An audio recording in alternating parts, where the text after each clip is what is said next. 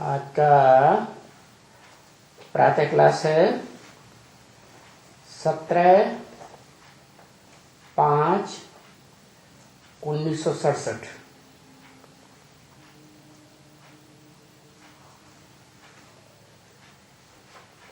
Record चला है भोलेनाथ से निराला, गौरीनाथ से निराला, कोई और नहीं। ऐसा बिगड़ी को बनाने वाला कोई और नहीं।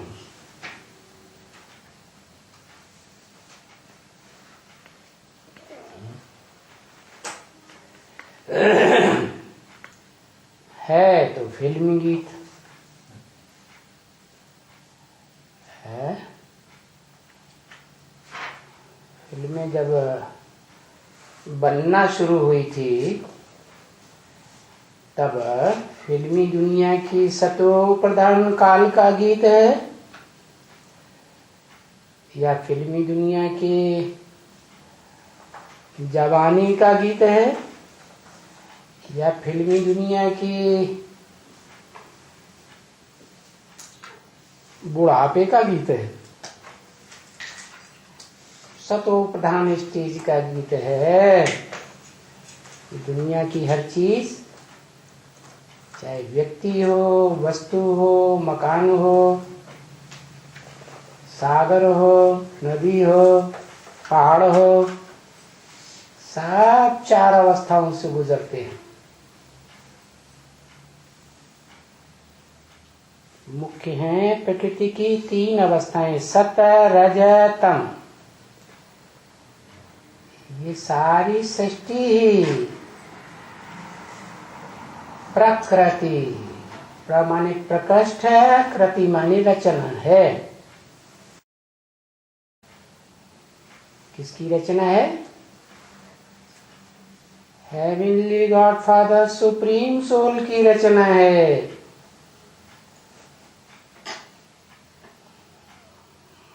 वो आता है क्योंकि आता है ना, इसलिए मुसलमान लोग कहते हैं खुदा। खुद आता है, कोई के बुलाने से नहीं आता। चाहे हिंदू मंदिरों में बैठ के कितना ही बुलाएं, झांझ मंजीरा बजाएं, चाहे मुसलमान कितना ही चिल्लाएं ऊपर को मुंह करके,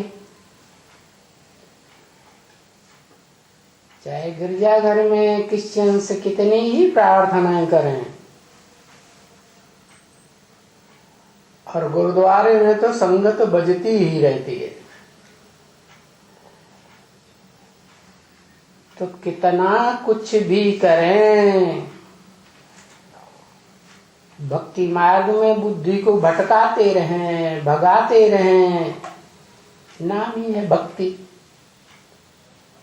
फिर भी मानवीय हिस्ट्री कहती है कि वो बुलाने से नहीं आता है। कौन? हेवनली गॉडफादर, जो हेवन की रचना करने वाला है, वो खुद आता है। कब आता है? जैसे दुनिया में भी कोई बाप होते हैं, बच्चे बकाने में बहुत दुखी हो जाते हैं, मकान बहुत पुराना दुखदाई हो जाता है, बहुत ही कंप्लेंट्स आती है बच्चों की, तो बाप नया मकान बनाता है।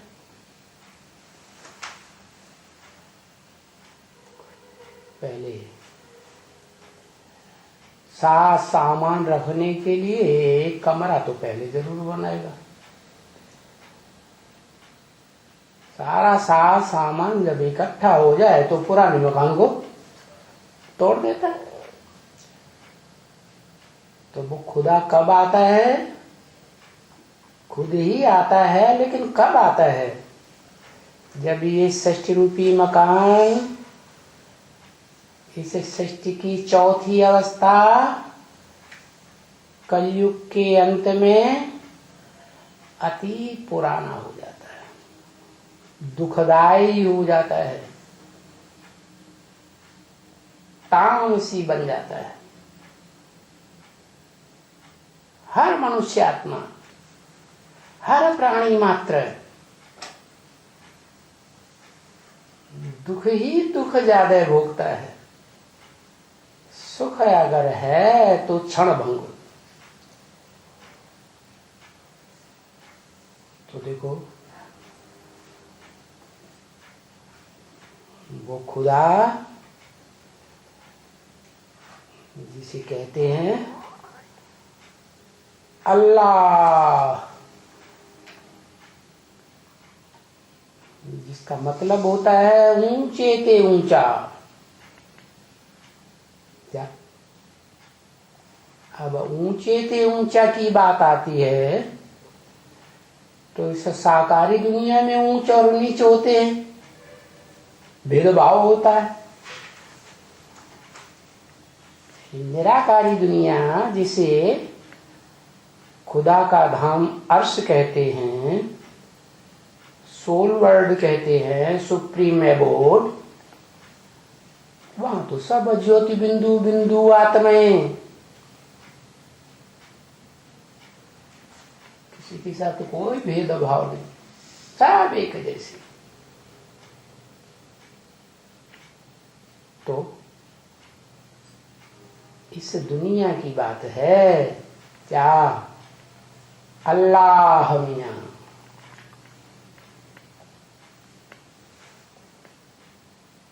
अब जो धर्म पिता इस सृष्टि पर आए 2500 वर्ष के अंदर, इब्राहिम से लेकर के महर्षि दयानंद तक भी कहें, आर्य समाज के स्थापक, तो वो सब देह को महत्व देने वाले धर्म पिताएं हैं।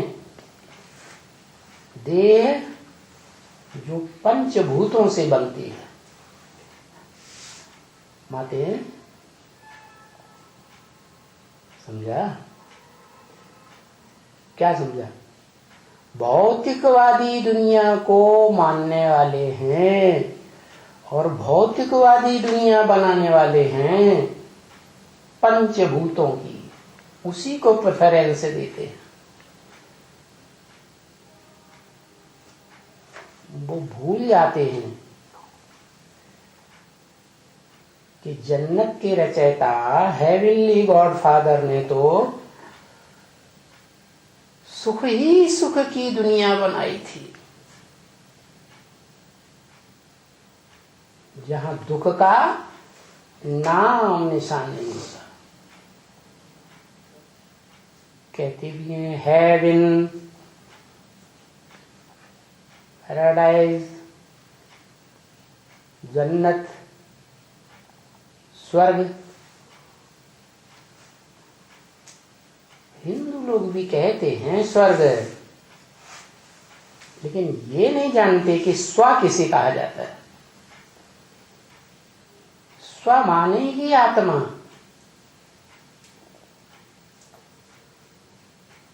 कहते हैं स्वधर्मे निधनम से परधर्मो भयावह।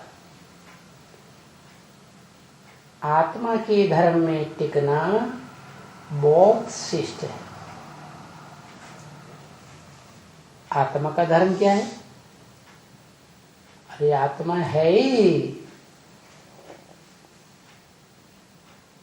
आत्मलोक की रहने वाली, शांति धाम की रहने वाली, तो शांत स्वरूप ही होगी ना, ओरिजिनल रूप में। तो ये बात 2500 वर्ष से, जब से धर्म पिताएं आए दूसरे दूसरे धर्मों के, वो इस बात को नहीं जानते कि हम देह हैं या देह के अलावा कुछ और हैं, क्योंकि देह तो विनाशी है, आज है कल नहीं रहे। लेकिन देह में रहने वाली, जो देह को धारण करने वाली, देह को चलाने वाली, जो राजा के रूप में आत्मा है, वो तो सारे शरीर की इंद्रियों का कंट्रोलर है ना। तो कहाँ रहती होगी? उत्तमांग कहते हैं, क्या? मस्तक, माथा। नेपाली लोगों ने नाम रखा है ना, क्या? सागर माथा। तो मस्तक में भी जो खास स्थान है, जो आत्मा संपन्न और संपूर्ण है अपने में ही, उसका स्थान भी ऐसा ही होना चाहिए। तो उसको कहा जाता है भरी पूरी भ्रकुटी। उस भ्रकुटी में वो आत्मा इस शरीर में निवास करती है। लेकिन है क्या? वो आत्मा ज्योति है, प्रकाश की ज्योति, ज्ञान प्रकाश की ज्योति। खासकर मनुष्यों में, मनुष्य नाम ही इसलिए पड़ता है कि वो मनन चिंतनशील होता है, मन वाला होता है, मनु की औलाद कहा जाता है। तो वो आत्मा जो ज्योति स्वरूप है, उसकी ज्योति के एक कनेक्शन में सबसे नजदीक रहने वाली इंद्रियां कौन सी हैं? शरीर की आंखें। तो जो सबसे नजदीक रहेगा वो सबसे जास्ती संग का रंग लेगा या नहीं लेगा? तो वो आंखें ज्योति से भरपूर हैं। ज्योति है आंखों में तब तक आंखें देखती हैं, और जब वो आत्मा रूपी ज्योति उड़ जाती है तो आंखों की ज्योति बटन जैसी आंखें हो जाती है। सब अनुभव करते हैं, लेकिन इस बात पर गहराई से विचार कोई नहीं कर पाता, क्योंकि ये विचार करने वाली बीज रूप आत्मा तो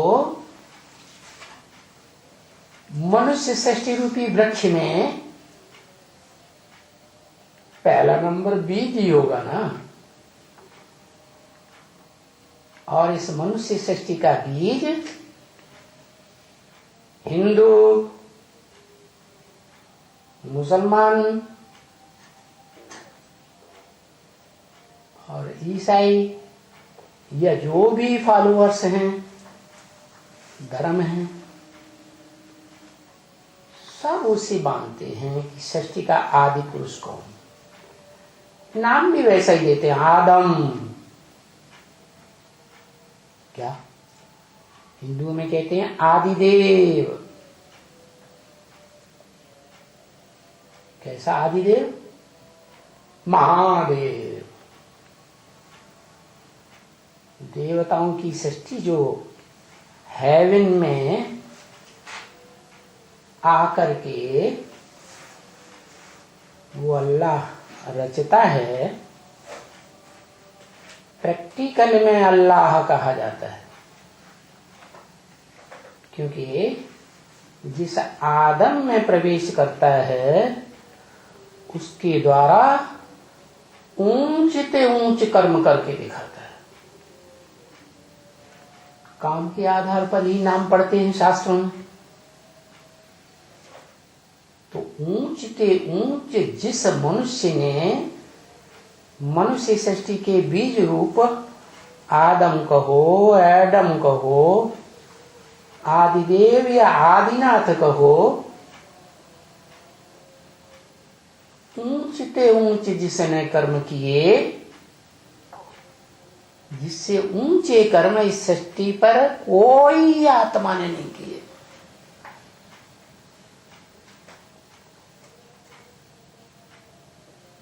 अब वो मनुष्य जो सभी मनुष्य आत्माओं का बीज है,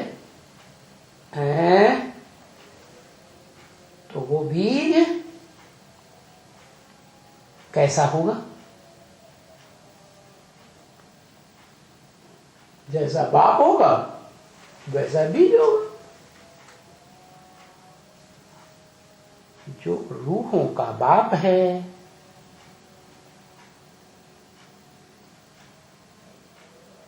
रूहें जब सात्विक स्टेज में होती हैं, जैसे धर्म पिताएं सप्त धाम से आत्माओं के धाम से उतरती हैं, तो उनके चेहरे से रूहानियत टपकती है ना, दिखाई पड़ता है।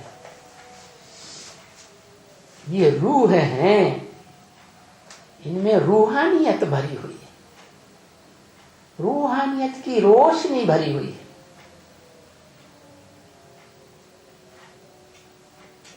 तो जैसे सितारों में रोशनी होती है, ऐसे ही ये षष्ठी रूपी रंगमंच पर आत्मा रूपी सितारे हैं। क्या? किसके बच्चे? वो भी सितारा होगा, होगा या नहीं? सांप का बच्चा सांप जैसा लंबा, हाथी का बाप हाथी जैसा डौल डील वाला। जैसा बाप वैसे बच्चे। तो कुरान में लिखा हुआ है कि तुम क्या समझे, वो खुदा, वो अल्लाह ताला क्या है? वो भोर का सितारा है। अरे भोर का सितारा है माने सतयुग रूपी सवेरा इस सृष्टि पर जब होता है, उस समय संसार में प्रत्यक्ष होता है। वो मनुष्य सृष्टि का बीज रूप हीरो पार्टधारी, लेकिन है क्या? वो भी सितारा है। बाप सितारा, रूह, आत्मा, सोल, तो बच्चे भी क्या होंगे? सितारा ही होंगे ना, ज्योति बिंदु ही होंगे ना। तो वो ज्योति बिंदु और जो सुप्रीम सोल ज्योति बिंदु है, उसमें कोई फर्क है? जरूर फर्क होगा। सुप्रीम सोल ज्योति बिंदु जो है वो सदा निराकारी स्टेज में रहने वाला है। क्या? निराकारी का मतलब जिसका कोई आकार, लंबाई, चौड़ाई, मोटाई न हो।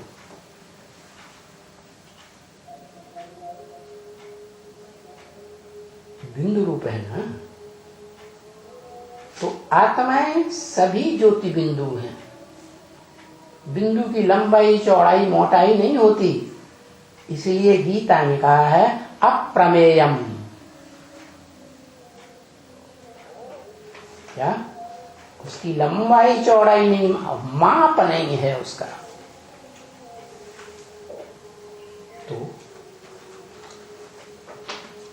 वो आदम क्या हुआ? ज्योति बिंदु है। तो मनुष्य सृष्टि का बाप ज्योति बिंदु, तो सारे मनुष्य ओरिजिन में क्या हुए? ज्योति बिंदु हुए। तो वो आदम और उस आदम में जो शक्ति कार्य करती है, जिससे वो आदम जन्नत में पहुंच जाता है।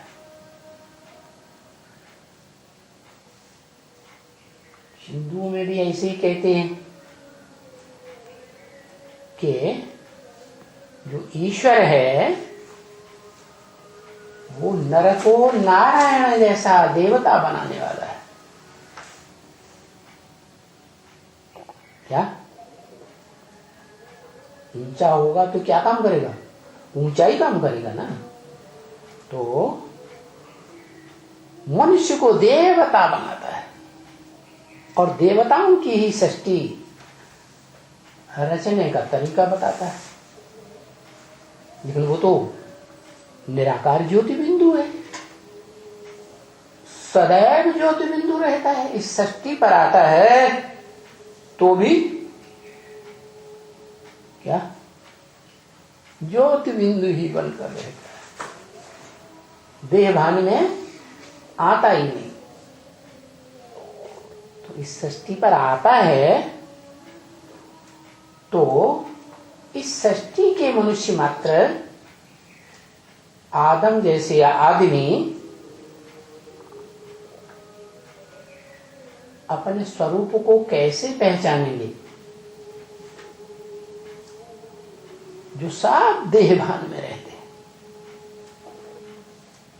कब बताया? वो तो सृष्टि तमो प्रधान कलयुग बन जाती है अंत में, तब ही आता है। तो सब मनुष्य मात्र जो धर्म पिताएं 2500 साल के अंदर आए हैं देह अभिमानी, उनके संग के रंग में भारतवासी भी देह अभिमानी बन जाते हैं, अपन को देह समझने लगते हैं। 5 तत्वों के 5 भूत जो है, पंचभूत, उनसे बना हुआ शरीर देह अपन को समझते हैं, भौतिकवादी बन जाते हैं। तो वो अल्लाह ताला कहो, खुदा कहो,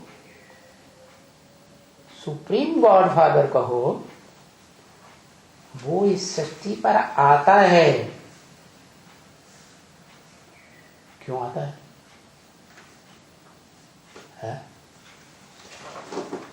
कोई लक्ष्य लेके आता होगा ना। तो उसका लक्ष्य क्या है? उसका कार्य क्या है? वो क्या करता है इधर आकर के? है वो इस सृष्टि में जितने भी प्राणी मात्र हैं, आत्माएं, चाहे मनुष्य रूप में, चाहे राक्षसी कर्म करने के रूप में राक्षस जैसे, चाहे पशु पक्षी कीड़े मकोड़े पतंगे, सबके लिए क्या करता है इस सृष्टि में आकर? सबका कल्याण करता है। क्या? इस सृष्टि पर उसके मुकाबले क्या? जिसे भोर का सितारा कहा, माना सतयुग रूपी सवेरा होने से पहले निकलता है।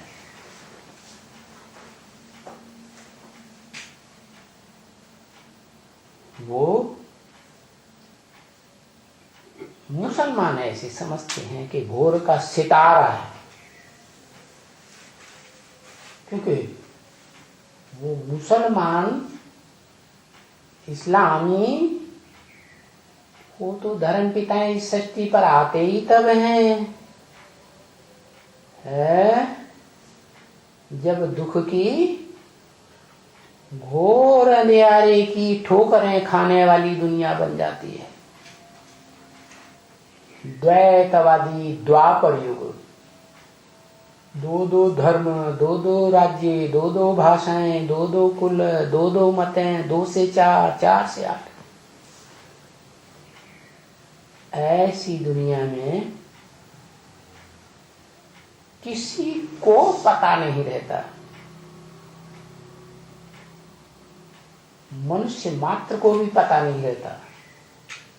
जो मनुष्य अपन को बहुत बुद्धिमान समझते हैं, जो 2500 साल पहले हिस्ट्री में ऋषि मुनि बताए गए हैं, जिन्होंने ढेर के ढेर शास्त्र लिखे हैं, वो दाढ़ी मूछ वाले ऋषि मुनि यही नहीं जानते मेरे को दाढ़ी मूछ क्यों निकल आई। मानते हैं कि देवताओं को दाढ़ी मूछ नहीं होती,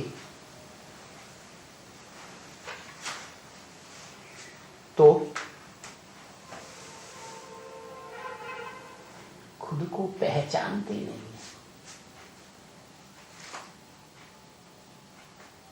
सोचते भी नहीं कि मुझे दाढ़ी मूछ क्यों आ गई।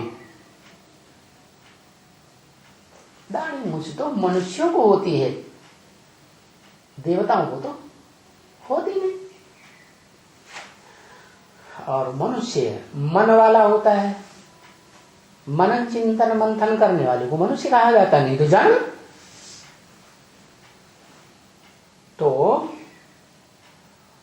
वो जो द्वापर युग के आदि में शास्त्र लिखने वाले ऋषि मुनि हुए,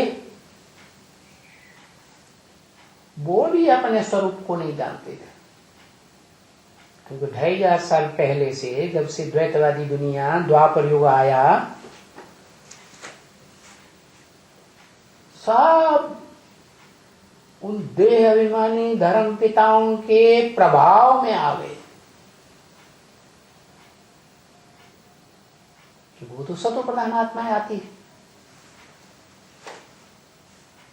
वृक्ष के जो नए नए पत्ते निकलते हैं ना, वो तो बड़ा आकर्षित करने वाले, कितने अच्छे लगते हैं। तो ये भारतवासी भूल जाते हैं कि हम द्वापर से पहले जो रामकृष्ण की सतयुग त्रेता की दुनिया थी, उसमें हम देव आत्माएं थे और अपन को आत्मा समझते थे।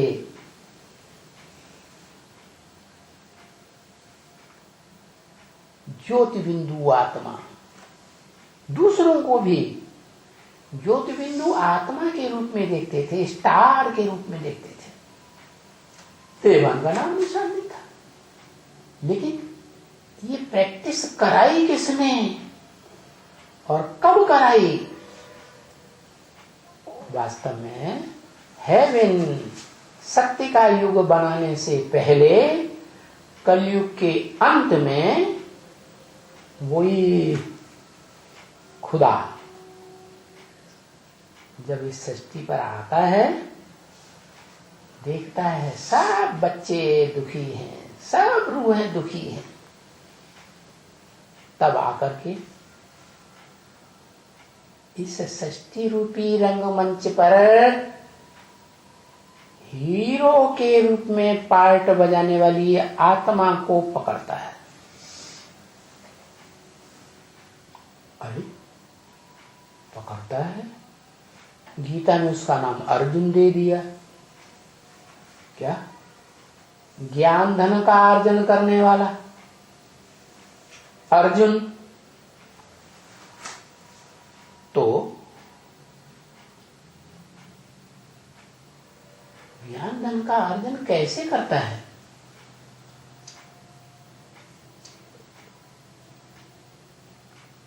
वो जो सुप्रीम रूह है, खुदा, सितारा, ज्योति बिंदु, वो गीता में जैसे लिखा है प्रवेश तुम, मैं प्रवेश करने योग्य हूं, जैसे भूत प्रेत आत्माएं प्रवेश करती है, परंतु वो तो दुखदायी भी होती है। जब आती है तो झटका लगता है, निकल जाती हैं तो भी झटका लगता है, चेहरा मोहरा आंखें रोशनी सब बदल जाती है। लेकिन उसका तो दिव्य जन्म गाया हुआ है। क्या भारत में भगवान का दिव्य जन्म कहते हैं। दिव्य का मतलब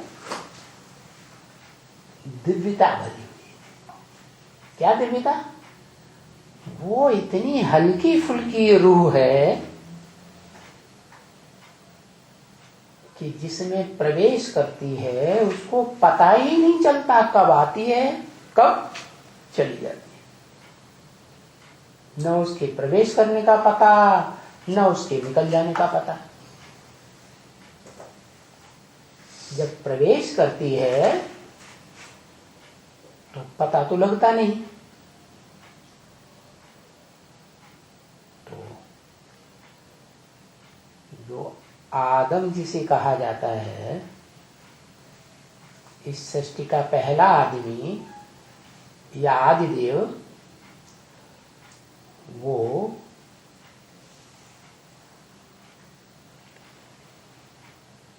बड़े भोले भाली प्रकृति का होता है, स्वभाव का। दुनिया में जितने भी मनुष्य मात्र हैं, उन सब मनुष्य मात्र के बीच में सबसे भोले स्वभाव का। भोले का मतलब क्या हुआ?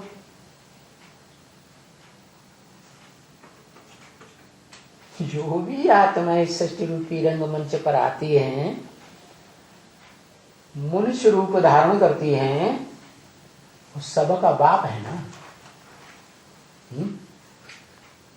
और बाप के घर में बच्चे पैदा होते हैं तो बाप खुशी से भरपूर हो जाता है ना, है?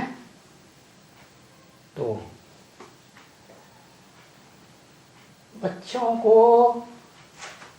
बच्चों की सात्विक स्टेज को, क्योंकि बच्चे तो पहले सत्व प्रधान ही होते हैं, मारी खुशी के सर के ऊपर चढ़ा देता है।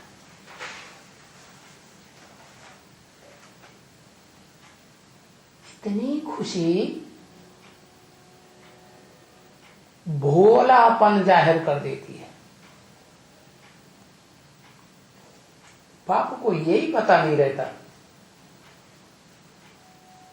कि ये बच्चे अलग अलग किस्म के हैं। क्या इस षष्ठी रूपी रंगमंच पर कोई बहुत सुखदायी पार्ट बजाने वाली आत्माएं हैं, और कोई इस षष्ठी रूपी रंगमंच पर सप्तधाम से, आत्मलोक से उतरकर सबसे दुखदाई पार्ट बजाने वाले भी हैं। लेकिन वो किसी को ऐसे रूप में नहीं देखता। किस रूप में देखता है? मेरे बच्चे अपनत्व के रूप में देखता है। तो क्या कहें, भोला है या नहीं है? सात्विक रूप में भोला ही है, और उस भोले को भोला बनाने वाला कौन है? है? भोली आत्मा होती है या शरीर भोला होता है? 5 जड़ तत्वों का बना हुआ शरीर तो भोला नहीं कहा जाएगा। ये 5 जड़ तत्व तो इस दुनिया के जब तामसी बनते हैं तो कितना महाविनाश हो जाता है सारी सृष्टि। पृथ्वी भूकंप लाती है तो बड़ी बड़ी बिल्डिंगें कलयुग के अंत में, जो दुनिया की बड़ी से बड़ी आबादी उन बिल्डिंगों में रहती है, सब धराशायी हो जाती है। सबके प्राण पखरू मोस्टली उड़ जाते, थोड़े से। जो झोपड़ियों में रहते हैं उनका तो कुछ बिगड़ना नहीं। क्योंकि गरीब निवाज गाया हुआ है। कौन? भोलेनाथ। भोली भाली आत्माओं का नाथ होगा, स्वामी होगा, तो खुद भी भोला ही होगा ना, है? इस दुनिया की बड़े बड़े ऐश्वर्यवान मनुष्य आत्माओं को पहले मिलेगा, या जो दुखी बच्चे हैं, झोपड़ी में रहने वाले हैं, नालों के किनारे रहते हैं, उनको पहले मिलेगा, है? गरीब निवास गाया हुआ है ना, तो गरीबों को ही मिलता है, है? और इस सृष्टि पर गरीब बनकर ही रहता है। चंद्र का चित्र देखा होगा, है? ठाट बाट छूटित बूटित टाई बाई कुछ रहती है नहीं। जैसे दुनिया के साधारण लोग रहते हैं, ऐसे ही रहता है। इसलिए गीता में लिखा है, मुझे साधारण तन में आए हुए ईश्वर को मूढ़मती लोग नहीं पहचान पाते। तो वो भोलेनाथ है। इस दुनिया की सबसे जास्ती जो भोली आत्मा है, उसमें प्रवेश करता है। और काम क्या करता है? ऐसे नहीं कि जिसमें प्रवेश करता है उसका पहले कल्याण करता है, उनको उसको ही भलाई के लिए आता है, नहीं। वो सारी दुनिया की सभी प्राणी मात्र के लिए भलाई का भाव रखता है, कल्याणकारी। इसलिए षष्ठी रूपी रंगमंच पर पार्ट बजाने वाली जो भी आत्माएं हैं, उनके बीच में वो एक ही आत्मा है, सुप्रीम सोल शिव, जो सदा कल्याणकारी। इसलिए उसको कहते हैं सदा शिव। क्या? जिसमें प्रवेश करती है मुकर्रर रूप से, उसकी भ्रुकुटी के बीच में आत्मा की यादगार, जिसमें नेत्र से रोशनी निकलती है, उस आत्मा की, उसकी यादगार नेत्र दिखाते हैं, उसका नाम देते हैं शिव नेत्र, सदा शिव का नेत्र। उसका काम ही ऐसा है सृष्टि पर। जिसमें प्रवेश करता है उसका नाम शंकर। क्या? वो नाम दुनिया में और किसी भी प्राणी मात्र का नहीं होता, काम के आधार पर। क्या काम? शंकरोति, शंकर सारे संसार में शांति फैला देता है। अभी कलयुग के अंत में कितनी अशांति बढ़ती जा रही है।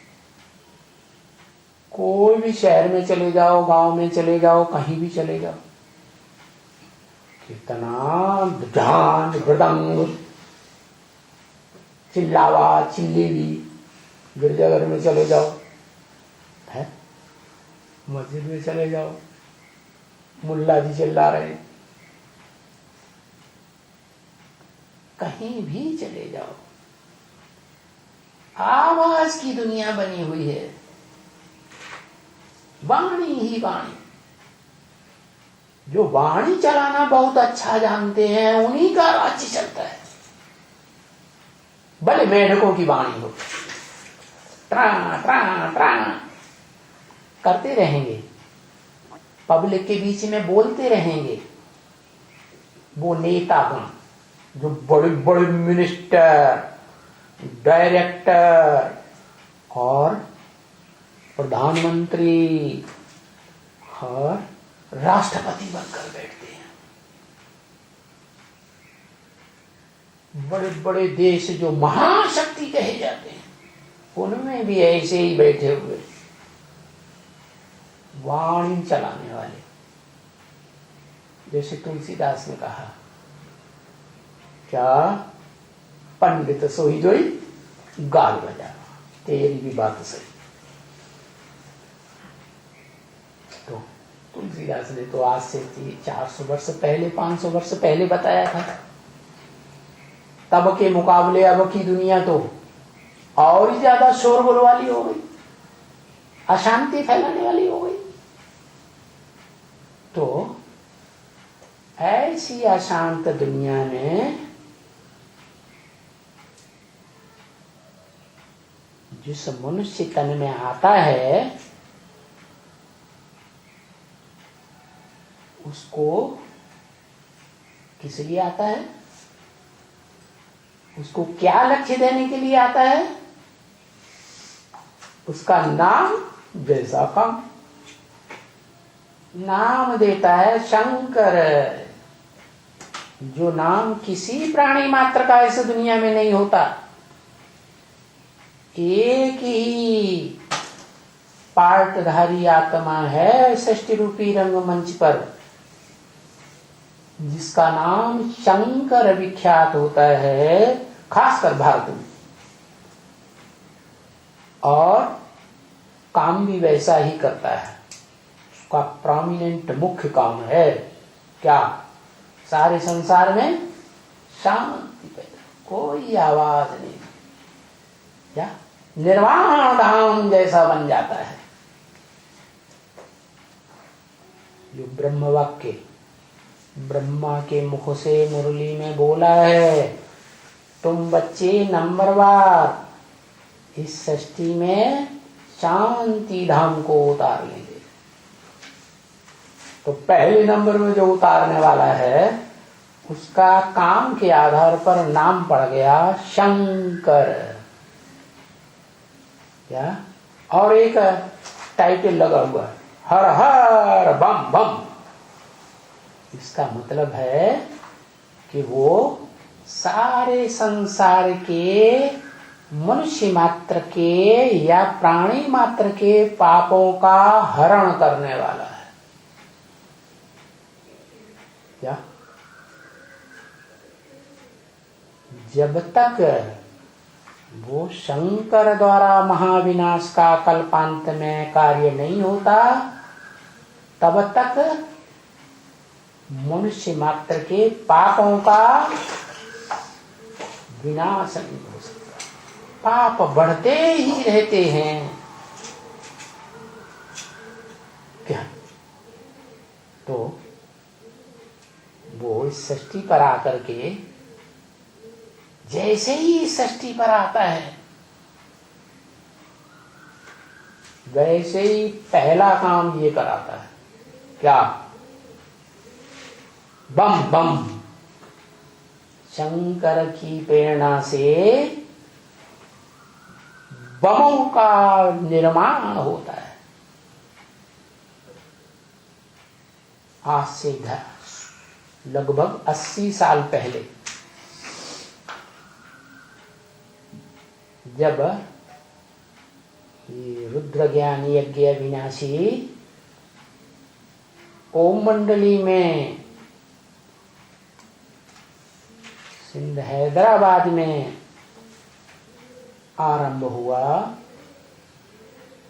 उसी समय से एटॉमिक एनर्जी का बनना शुरू हुआ और दुनिया के सभी धर्म पिताएं 100 वर्ष के अंदर अपना धर्म स्थापन करते हैं।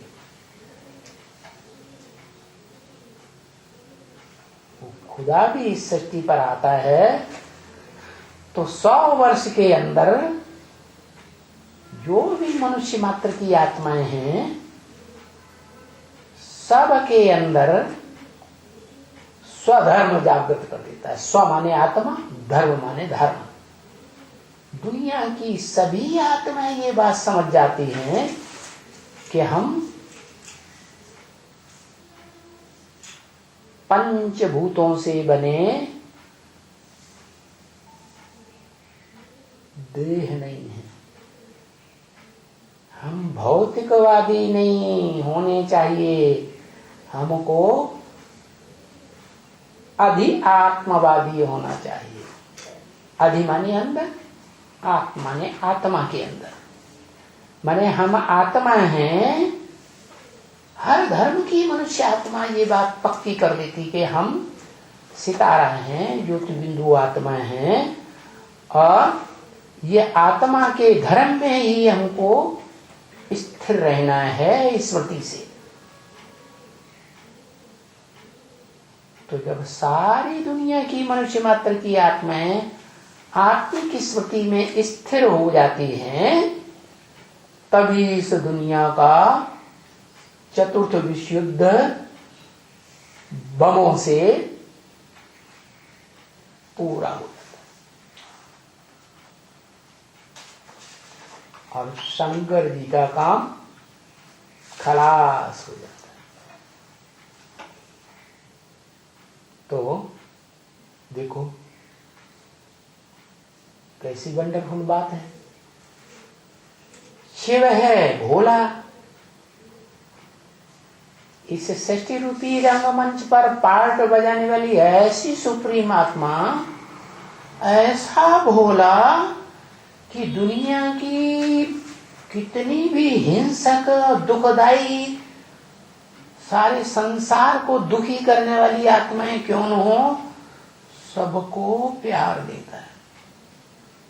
क्या किसी को दृष्टि से, वाइब्रेशन से, वाचा से, जिस शरीर में प्रवेश करता है उसकी कर्मेंद्रियों से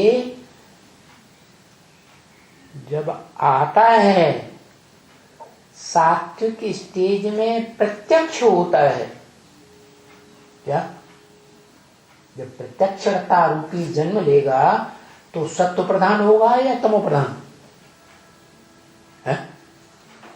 जैसे बच्चा सत्व प्रधान होता है, वैसे ईश्वर भी सात्विक पार्ट बजाता है। सारी सृष्टि की मनुष्य आत्माएं उससे प्यार का ही अनुभव करती हैं। कैसे प्यार करेगा? वो तो बिंदु है, निराकार है। मूर्तिमान शंकर में प्रवेश करता है। मूर्तिमान क्यों कहा? क्या सदा मूर्ति रहती है? जब महाविनाश होता है तो सबकी मूर्ति रूपी शरीर तो खलास हो जाते हैं। हाँ, एक आत्मा है, आदम आदिदेव, जो इस सृष्टि रूपी रंगमंच पर सदैव देह में ही रहता है, लेकिन दो प्रकार की स्टेज धारण करता है। सृष्टि के आदि में ऐसी सात्विक स्टेज धारण करता है कि निरंतर आत्मिक स्टेज में ही रहता है। आत्मा ही समझता है ज्योति बिंदु हूं। जैसे शिव ज्योति बिंदु है सदा काल के लिए, ऐसे वो भी यही समझता है कि जब तक टोटल नई सृष्टि नहीं आवे, नई सृष्टि की पीढ़ी तैयार न होवे, 16 कला संपूर्ण देवात्मा इस सृष्टि पर जन्म लेना शुरू न करें प्रैक्टिकल में, तब तक वो सात्विक स्टेज में ही रहता है। और सात्विक स्टेज में ही रह करके सारा कार्य करता है। विनाश का कार्य भी सात्विक स्टेज में करता है। कोई कहेगा अरे हाँ, गीता में लिखा है ना, ऐसी आत्मनिष्ठ आत्मा सारे संसार का भी विनाश कर दे तो भी उसको पाप नहीं लगता। इसीलिए ब्रह्मा के द्वारा वेदवाणी में ब्रह्मा के मुख से बोला, क्या बोला है कि मैं ऐसे के द्वारा विनाश करता हूं जिस पर कोई पाप न लगे। पाप और पुण्य तो शरीर के द्वारा होता है, और वो आत्मा क्या, वो तो सदैव आत्मिक स्थिति के पुरुषार्थ में खड़ी रहती है। खड़ी हो जाओ।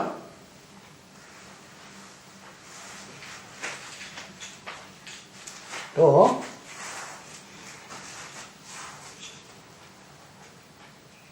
आत्मिक स्थिति में सदैव खड़े होने वाली आत्मा, उससे पाप कैसे होगा? देह की स्मृति में रहे, देह की इंद्रियों की स्मृति में रहे तो पाप और पुण्य होता है। वो तो देह की स्मृति में रहती ही नहीं, ऐसी पक्की स्मृति हो जाती है आत्मा की निरंतर।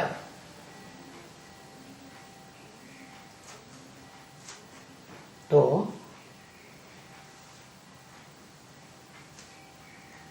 उसकी आत्मा को कोई पाप नहीं लगता।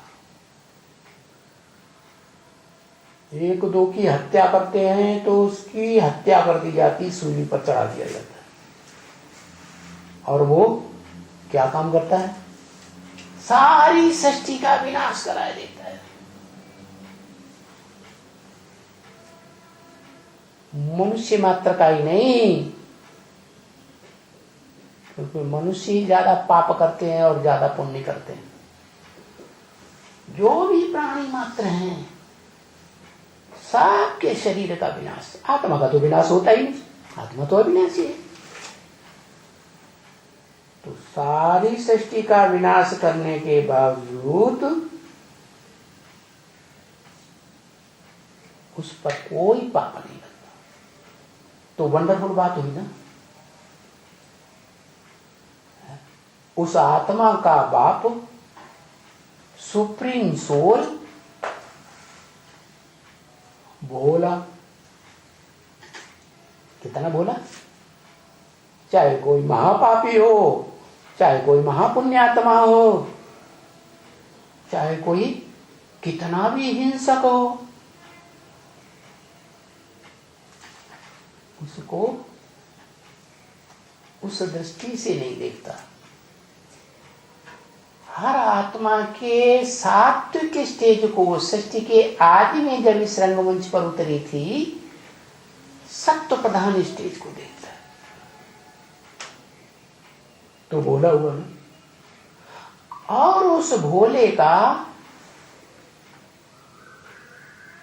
जो बच्चा बड़ा है आत्मा रूप में, ज्योति बिंदु रूप में, बिंदु बिंदु आत्माएं सब भाई भाई ना, उनमें जो बड़ा बच्चा है आदम,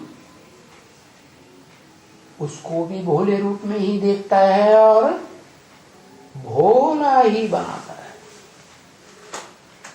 आत्मा बना देता है आप समान। जैसे ब्रह्म वाक्य मुरली में है कि मैं जब आता हूं तो तुम बच्चों को आप समान बना के जाता हूं। जैसे मैं निराकारी आत्मा ज्योति बिंदु, तुम बच्चों को भी नंबरवार निराकारी, निर्विकारी, निरहंकारी बनाकर जाता हूं।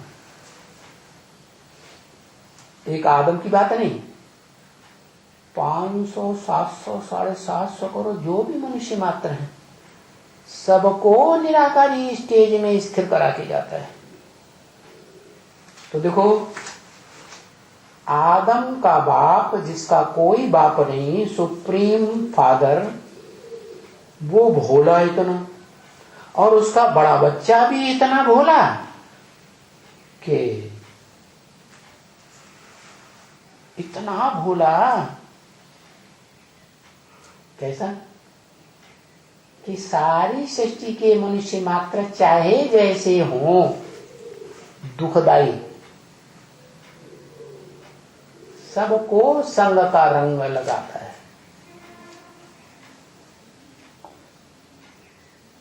दृष्ट इंद्रियों से नहीं तो ज्ञान इंद्रियों से, ज्ञान इंद्रियों से नहीं तो ज्ञान इंद्रियों में वाचा भी है, वाचा का भी संग लगता है, आंखें भी हैं, दृष्टि से सृष्टि सुधरती है, शंका रंग तो लगता है ना। और इंद्रियां भी ना हो, इंद्रियों को 10 को कंट्रोल करने वाला मन भी ना हो, या मन कंट्रोल में हो पूरा बुद्धि के, बुद्धि को आत्मा कहा जाता है ना, समझ, तो वो वाइब्रेशन के आधार पर सारी सृष्टि में वाइब्रेशन फैलाता है और सबका संग के रंग से कल्याण करता है। बाप समान भोला हो गया ना, तो नाम आया भोलेनाथ से निराला कोई और। अब निराला कहें, किससे निराला? दूसरों के मुकाबले निराला। अंग्रेजी में भी कोई शब्द होगा, पेक्यूलियर, जिसके जैसा और कोई न हो, ऐसा। तो वो भोलेनाथ सुप्रीम सोल इस सृष्टि पर आकर के मनुष्य सृष्टि के बीज को आप समान 100% भोला बनाता है। और वो ही भोला क्या, इस सृष्टि से जब सुप्रीम सोल चैतन्य आत्माओं को, जिन चैतन्य आत्माओं को रुद्राक्ष कहा जाता है, अक्ष माने आंख, रुद्र की आंखें कहा जाता है। ईश्वर के ज्ञान का नाम क्या है? अविनाशी रुद्र ज्ञान यज्ञ। तो ज्ञान अविनाशी है तो उसका दाता भी अविनाशी, लेकिन वो दाता सुप्रीम सोल है या कोई और है? सुप्रीम सोल ही दाता है उस ज्ञान का, एवर लास्टिंग, अव्वल नंबर। क्यों? क्योंकि वो जन्म मरण के चक्र में नहीं आता है। और जितनी भी मनुष्य आत्माएं हैं, प्राणी मात्र हैं, सब सृष्टि में जन्म मरण के चक्र में आते हैं, इसलिए पूर्व जन्म की बातों को भूल जाते हैं। वो supreme soul, supreme god father जन्म मरण के चक्र में न आने के कारण गीता में अजन्मा कहा गया। या आ माने नहीं, जन्मा माने जन्म लेने वाला, गर्भ से जन्म लेता ही, तो कुछ भूलता भी नहीं। क्या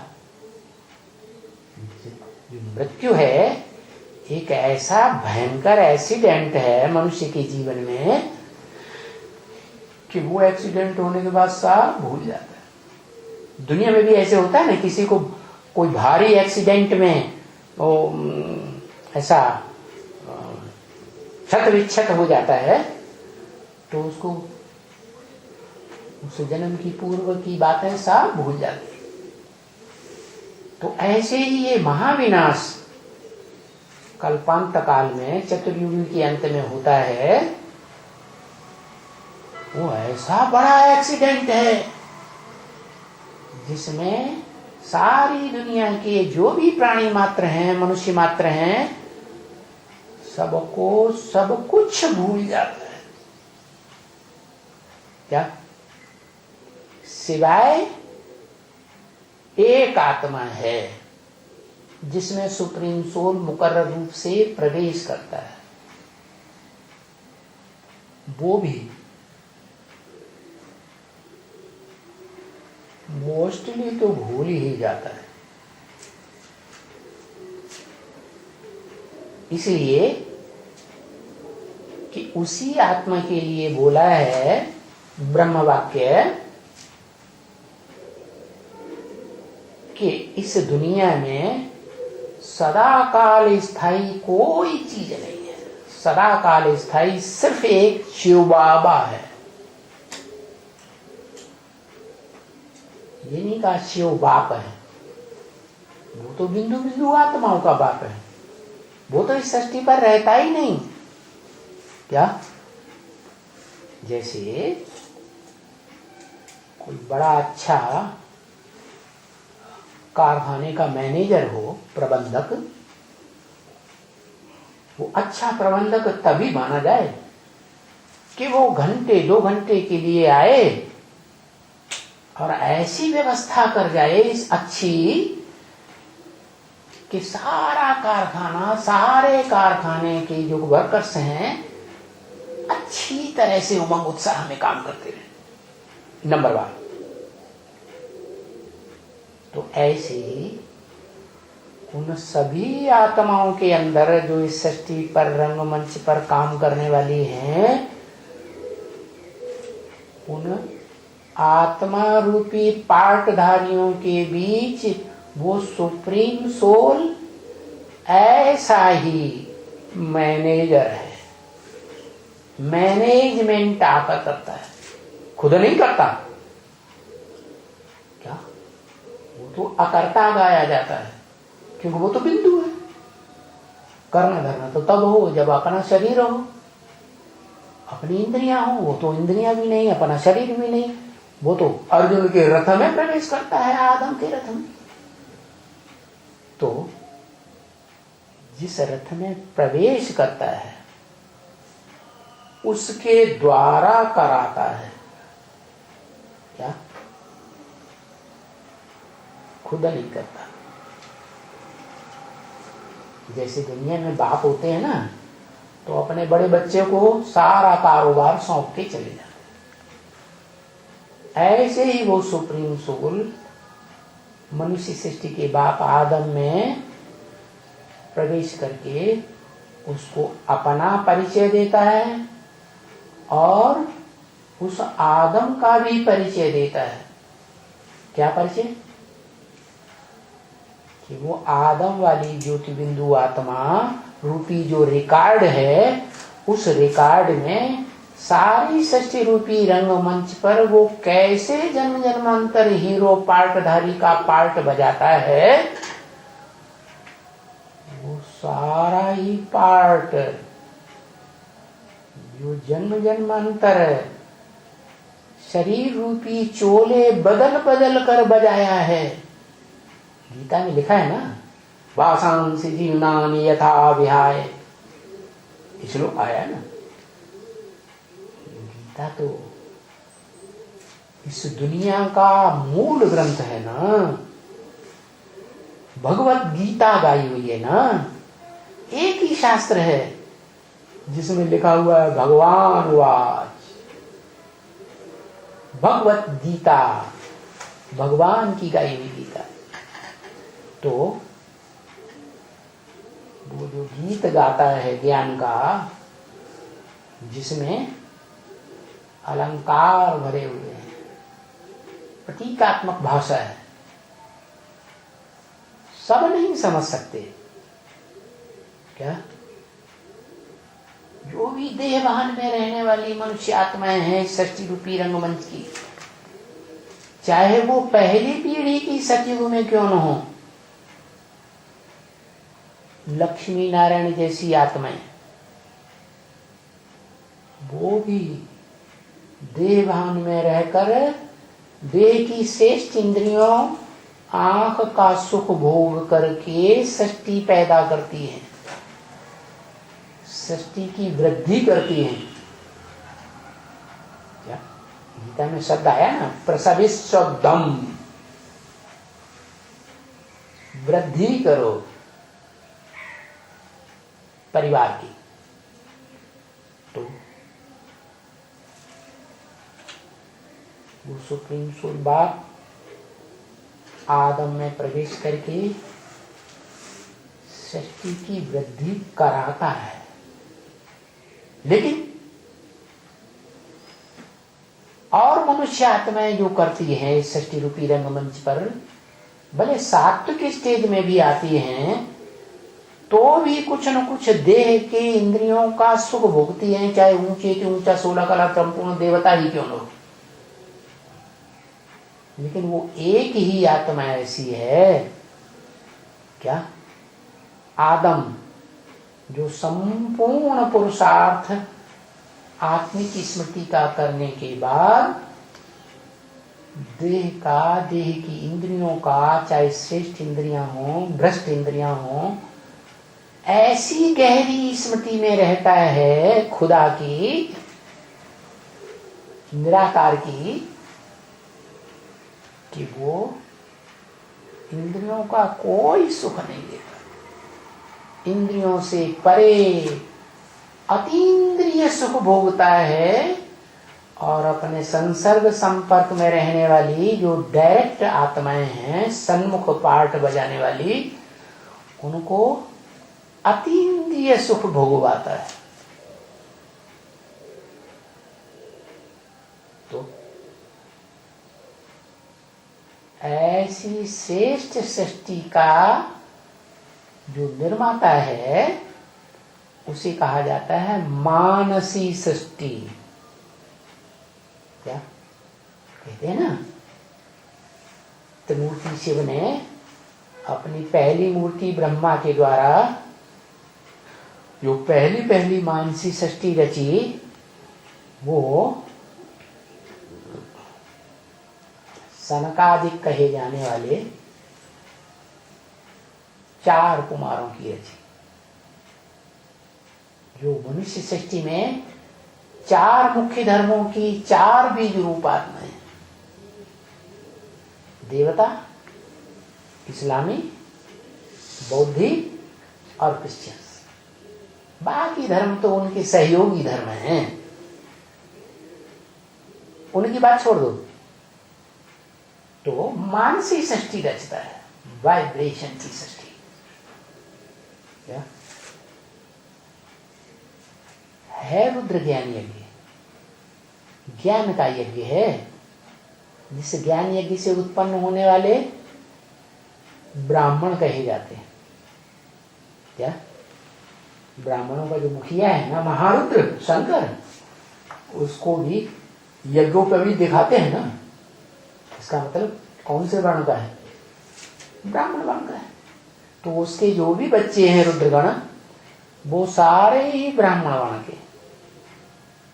उनमें 11 हैं मुख्य, 11 रुद्रगण, और बाकी 108 की माला भी है रुद्रगणों की। माला माने संगठन। क्या?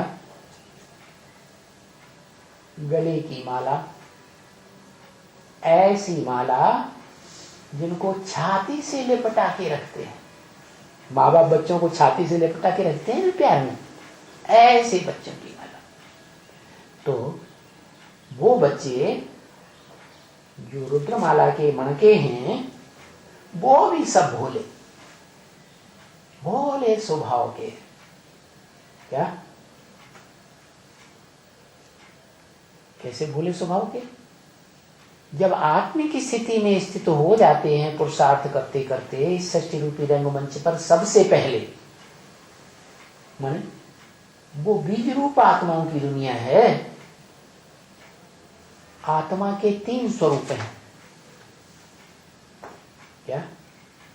जैसे इस दुनिया में मनुष्य 3 अवस्थाएं अनुभव करते हैं, जागृत, स्वप्न और सुषुप्ति। ऐसे ही आत्मा भी 3 अवस्थाओं से पसार होती है। क्या? इस सृष्टि में है तो जागृत है, इस सृष्टि से परे हो जाती है?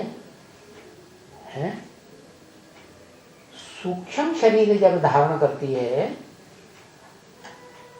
तो स्वप्नवत स्थिति हो जाती है।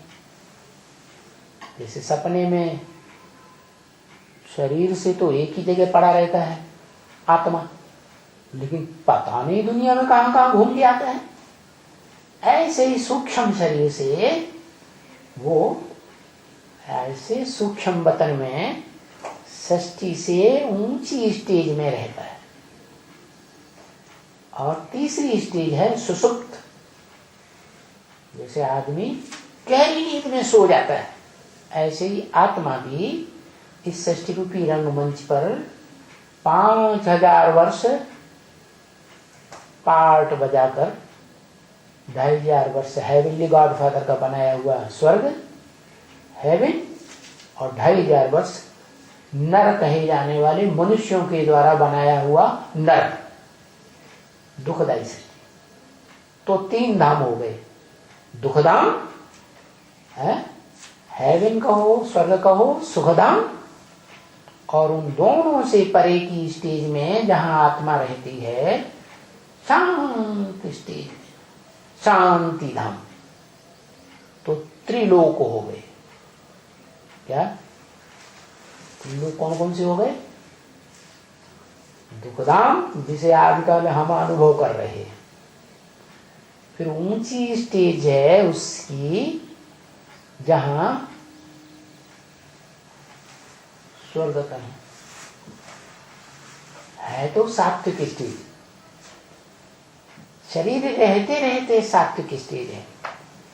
और आत्मा की बीज रूपी स्टेज में रहने वाले हैं देवताएं, देह के भान में नहीं रहते। तो वो स्थिति जो है स्वर्ग की, आज दुनिया में मनुष्यों के लिए स्वप्नवत हो गई। क्या? जैसे आदमी सपना देखता है ना, तो कितना भी अच्छे से अच्छा सुखदायी सपना देखे, लेकिन क्या कहेगा? है? सच्चाई थी या स्वप्न? स्वप्न हो गया, मौजूद तो है ही नहीं। तो उससे भी ऊंची स्टेज है जिसको कहते हैं शांति धाम। आत्मा अपने स्वरूप में स्थिर हो जाती है, शांत स्वरूप, देवांग को 100% त्याग देती है।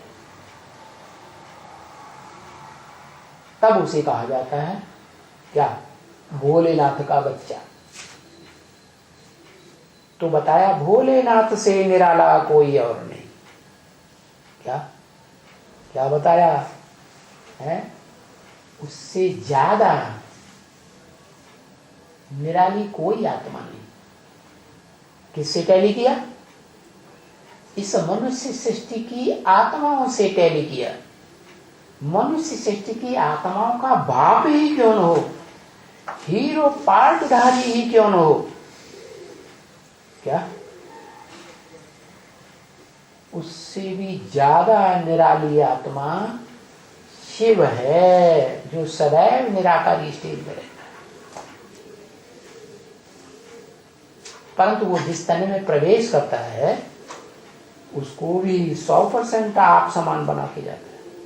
क्या? इसलिए जिस मूर्तिमान में शरीर रूपी रथधारी में अर्जुन में प्रवेश करता है, उसको भी क्या बनाता है? इस संसार में निराला पार्ट बजाने वाला बनाता है। अब चूंकि सुप्रीम सोल जो है वो तो वास्तव में निराला है। क्यों? क्योंकि उसको तो किसी से टैली ही नहीं किया जा सकता। क्या टैली किया जा सकता है? नहीं। उसकी कैटेगरी की तो कोई आत्मा है ही नहीं जिससे टैली करें। हाँ, जिसमें प्रवेश करता है मुकर्रर रूप से, है परमानेंट, वो आत्मा को आप समान निराला बना देता है इस सृष्टि रूपी रंगमंच पर। ऐसा निराला हीरो पार्टधारी बनाता है जिसके मुकाबले और कोई निराली आत्मा कही नहीं जा सकती। तो भोलेनाथ शिव हुआ, लेकिन निराकारी है। इसलिए साकारी सृष्टि रूपी रंगमंच पर प्रैक्टिकल में शरीर के साथ पार्ट बजाने वाला भोलेनाथ कौन हुआ? ऊपर वाला। वो तो कहता ऊपर वाला, आप क्या कहते? ज्योति बिंदु, शिव बाबा। हाँ, शंकर है। माताओं ने दोनों ने सही बता दिया है। तो शिव और शंकर दोनों मिलके समान हो गए। जिस आत्मा के संपन्न पुरुषार्थ में वो भोलेनाथ हो गया। इस षष्ठी रूपी रंगमंच से भोलेनाथ शंकर से निराली पार्ट बजाने वाली आत्मा कोई नहीं। और यही बात ब्रह्मा के मुख से शिव ज्योति बिंदु सुप्रीम सोल ने बोली। क्या बोली? हाँ? शंकर का ऐसा पार्ट है वंडरफुल जो तुम बच्चे समझ ना सको। तो निराला पार्ट हुआ ना। ओम